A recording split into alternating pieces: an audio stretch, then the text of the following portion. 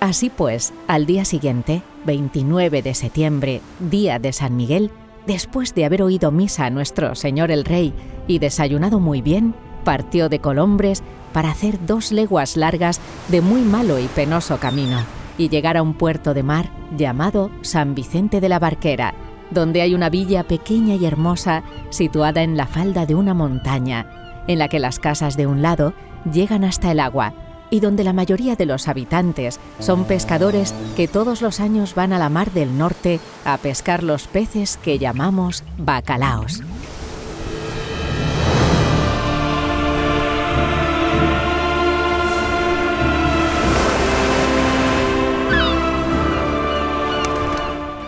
Cuando los de la villa de San Vicente oyeron que el rey estaba en los campos para ir a su villa, la mayoría de las gentes acomodadas fueron a su encuentro. Al entrar en esta villa, las mozas le acompañaron muy gozosamente, cantando alegremente hasta su palacio, que estaba junto a la villa, en un monasterio de franciscanos.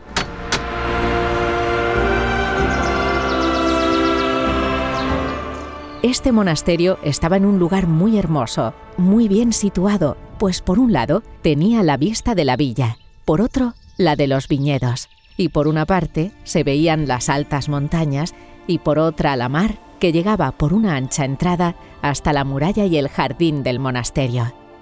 Fueron todas las mozas, según la usanza del país, cantando y tocando sus instrumentos, que eran como tamboriles de un solo fondo provistos de sonajas.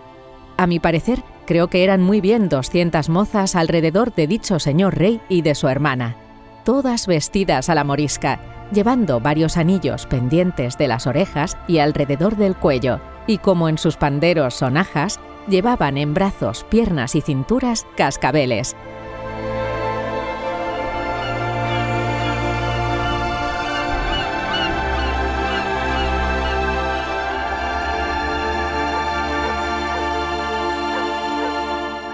El 12 de octubre de 1517, el rey partió de San Vicente muy enfermo y de mala manera. Por esta causa no hizo ese día más que 2 leguas de tierra hasta un pueblo llamado Treceño, donde comió y permaneció todo el día,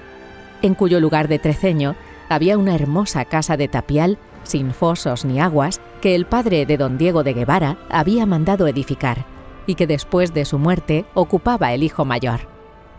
Ciertamente, para casa de campo, era una de las mejor dispuestas que vi en toda Castilla, pues no había cámara, sala ni galería que no estuviese cubierta con hermosos tapices, y las camas de campo muy ricamente adornadas y guarnecidas.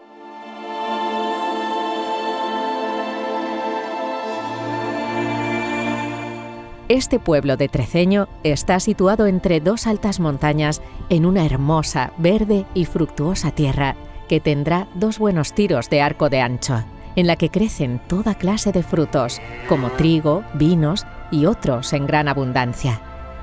A lo largo de ese hermoso valle corre un riachuelo de agua dulce y clara, en el que hay varios molinos para servir a las gentes de aquella región. Al pie de la montaña hay 2 manantiales, uno de agua dulce y otro de agua salada, de la que hacen buena sal, y vale esta salina al señor una buena renta todos los años.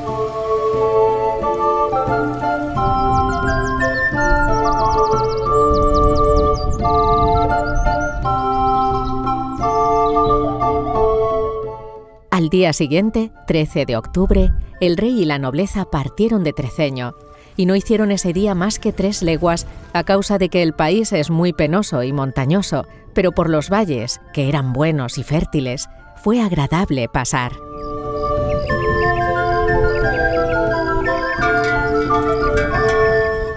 El rey montó a caballo y fue a alojarse a un pueblo llamado Cabuérniga, donde en lugar de tapices, el aposento del rey estaba de arriba abajo cubierto con grandes pieles de oso y de jabalíes, dando con esto a entender que el huésped era cazador y que se entregaba al noble y penoso pasatiempo de la montería.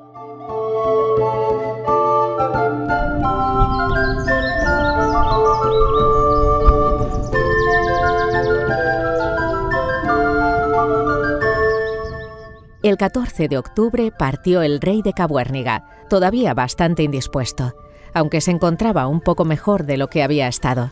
Por esta causa no hizo ese día más que 3 leguas y fue a descansar a un pueblo muy malo llamado Los Tojos, que está en lo más alto de una montaña. Como ese día hacía buen tiempo y el aire estaba limpio y tranquilo, los médicos tuvieron el parecer de que se levantasen tiendas y pabellones en medio de una hermosa pradera para alojar en ellos al rey y a toda la nobleza.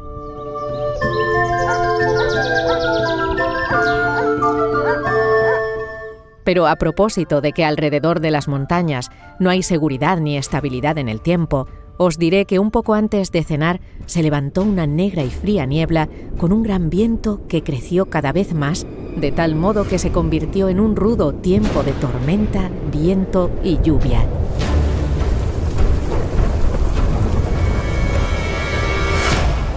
Duró este rudo y mal tiempo toda la noche, y parecía una tormenta por lo que sonaba y silbaba el viento, que era fuerte e impetuoso, y la lluvia tan copiosa en proporción.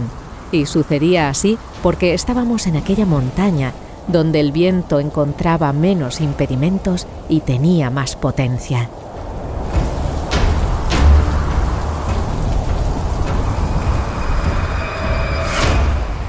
Y esto sucedió 26 días desde que el rey había desembarcado y llegado a Castilla. Alrededor de un mes después de ese tiempo, se decía en la corte que en la mar había hecho el tiempo más malo y la tormenta mayor que se hubiera conocido, y daba gran lástima oír hablar del enorme daño que allí habían tenido por las gentes ahogadas que en la orilla de la mar habían encontrado y por los navíos que habían perecido y naufragado.